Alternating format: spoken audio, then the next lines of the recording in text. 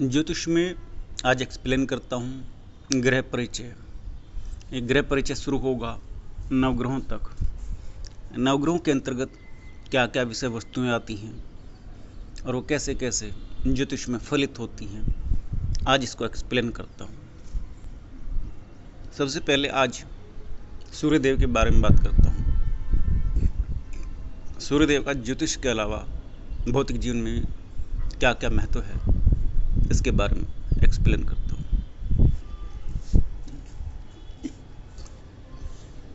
वर्तमान में जीवन का चक्र बहुत लोगों का ऐसा है जो देर रात सोते हैं और देर से उठते हैं।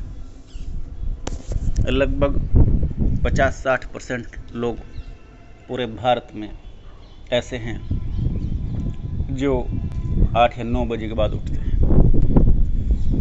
और बहुत बड़ी एक आबादी का हिस्सा आज की डेट में ऐसा बन गया है जो एसी में सोने की वजह से और देर से उठता है।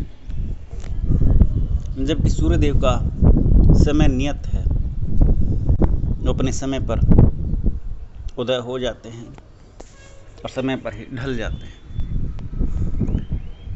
लेकिन सूर्यदेव से कुछ हमारी बॉडी में हार्मोन्स जनरेट होते हैं। शुक्र ह्यूमन बॉडी में हार्मोन्स का मुख्य कारक है, लेकिन सूर्यदेव उन हार्मोन्स के कारक हैं जो कुछ समय विशेष पर ही उत्पन्न होते हैं। जैसे कोई मनुष्य ब्रह्म मुहूर्त में उठता है, उस समय पर ध्यान अथवा जप करता है। वो ब्रह्म मुहूर्त का जो समय है, प्रातः वेला, अमृत बेला, उस समय पर जो हार्मोन्स ह्यूमन बॉडी में जनरेट होते हैं वो किसी और समय पर नहीं हो सकते। उसी तरह से भोर में अर्थात सूर्य उदय होने वाला है, कुछ किरण आ गई हैं, प्रकाश फैल चुका है, संध्या है, उस समय पर उठने के और टहलने के, बिस्तर छोड़ देने के जो लाभ हैं, उस समय पर सूर्य ह्यूमन बॉडी में कुछ हार्मोन्स जनरेट करता है, जिससे शरीर की प्रतिरोधक क्षमता बढ़ती है।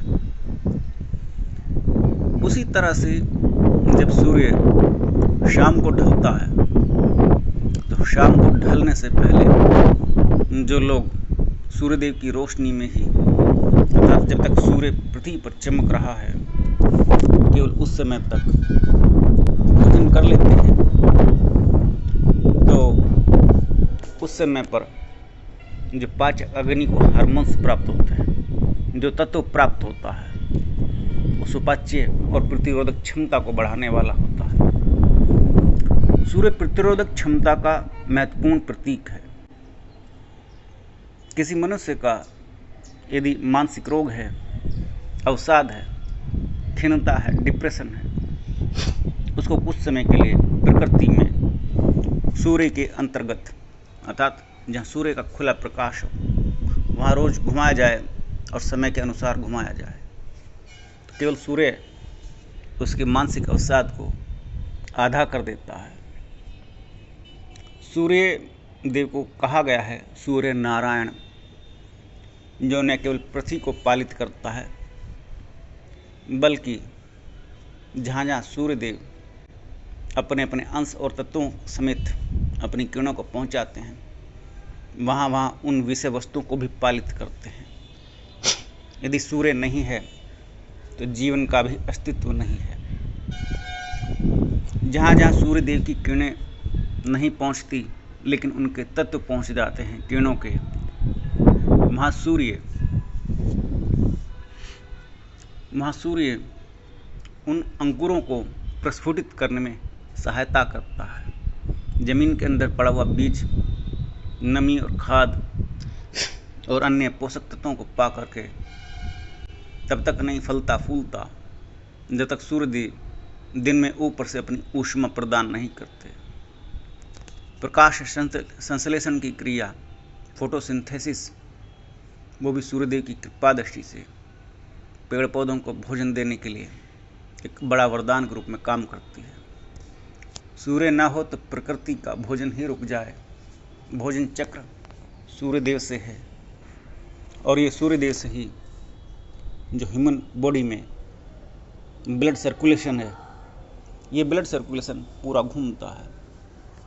ब्लड शरीर के उस अंतिम अंग तक ऑक्सीजन और ब्लड एक दूसरे के साथ जो सप्लाई होती है, जिसमें ऊष्मा का दहन होता है, अर्थात ऊष्मा निकलती है, जिसकी वजह से हमारा शरीर गर्म रहता है, ताप हमारे अंदर विद्यमान रहता है, वो सूर्यदेव की कृपा दृष्टि से है।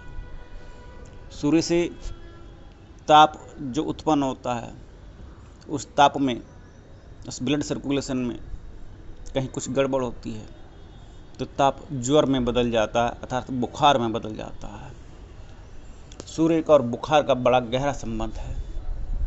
किसी मनुष्य को कोई रोग हो तो वो रोग सबसे पहले जो सिम्टम पैदा करता है, वो सिम्टम बुखार के जो आते हैं वो सूर्य से आते हैं। सूर्य उन कारकों में से एक है जो सर्वप्रथम सिम्टम पैदा करता है और सिम्टम के बाद डिजीज जो अंदर जनरेट हो रही होती है वो बाद में बाहर निकल करके आती है। सबसे पहले सूर्य किसी भी पेट के तत्व को प्रभावित करता है, पेट में पाचक रसों को प्रभावित करता है, क्योंकि मनुष्य सुबह दोपहर शाम खाता पीता है, कभी कुछ पीता भी है भोजन के अलावा, और कई बार अपने पाप कर्मों के फलस्वरूप और कई बार बहुत सारी सामाजिक दबावों के फलस्वरूप उसके अंदर भोजन ग्रहण करने की प्रवृत्ति लगातार बनी रहती है। कहीं आता जाता है तो भी ग्रहण करता है, कहीं मान सम्मान होता है तो वो सूर्यदेव के कारण होता है। सूर्य मान और सम्मान का कारक है। उस मान सम्मान में जो 56 भोग मिलते हैं, आतिथ्य सत्कार में कि अतिथि आए हैं, मेहमान आए हैं, उनका सत्कार कैसे हो, वो सूर्यदेव से देखा जाता है। सूर्यदेव से आतिथ्य सत्कार, उसमें जो पाचक रस हैं उनकी पाचन क्षमता, पेट में जाने वाले व्यक्ति के पाचक तत्वों के रस का, इन सब का सार सूर्य ही है। कई बार बहुत लोगों को कई जगह का भोजन सूट नहीं आता, वहाँ जाने के बाद उनके भोजन के बाद पेट में दर्द, गैस आदि व्याधि घुस जाती है। उन सब के कारकों में प्रमुख कारक सूर्यदेव हैं, हालांकि गैस के कारक राहु हैं। सूर्यदेव ह्यूमन एनाटॉमी में, ह्यूमन अंगों में जगह जगह पर अपना प्रभाव उत्पन्न करते हैं। हाथों के पंजों में, हथेलियों में सूर्यदेव का बड़ा प्रभाव है, बलशाली प्रभाव है। जो आध्यात्मिक संत होते हैं, दार्शनिक संत होते हैं, जिनके अंदर वैधत्व होता है, वो अपने वैधत्व से, अपने हाथों के स्पर्श से अपनी ऊर्जा सूर्यदेव की वो ऊर्जा एक प्राणी से दूसरे प्राणी के अंदर जो जाती है, संत जो ट्रांसफ़र करते हैं, आशीर्वाद स्वरूप ब्लेसिंग देते हैं हाथों के स्पर्श से, वो स्पर्श चिकित्सा वो सूर्यदेव के अंतर्गत आती है। सूर्यदेव का अधिकार क्षेत्र हथेलियों और पंजों पर आता है, जो कि वैधत्व के रूप में प्रभावित करता है। बड़े बुजुर्ग के रूप में जब कोई हाथ पीठ पर मारता है, धोल के रूप में, शाबाश बेटा, क्या शानदार काम किया है, वो शाबाशी, वो धोल, वो सूर्यदेव के अंतर्गत आती है। वो सूर्यदेव एक बुजुर्ग, एक प्रभावी व्यक्ति के रूप में अपना प्रतिस्थापन करते हैं। सूर्यदेव से जब कोई मनुष्य अपने जीवन में डाउनफॉल को महसूस करता है, डाउनफॉल का मतलब है जीवन में अन्न, जन, धन इनमें से किसी की भी कमी होना, उसमें भी सूर्यदेव का बड़ा रोल है, क्योंकि धन की कमी होने से मनुष्य उस सम्मान को प्राप्त नहीं कर पाता जो जीवन में यथेष्ट मिलना चाहिए। तो सम्मान चूंकि सूर्यदेव के अंतर्गत आता है, इसलिए सूर्यदेव का अंतर्गत धन की कमी का होना भी गिना जाता है। मैं थोड़ा सा संक्षिप्त रूप कहा कि गृह परिचय में सूर्यदेव का, कल और आगे बढ़ाऊंगा इसको। नमस्कार।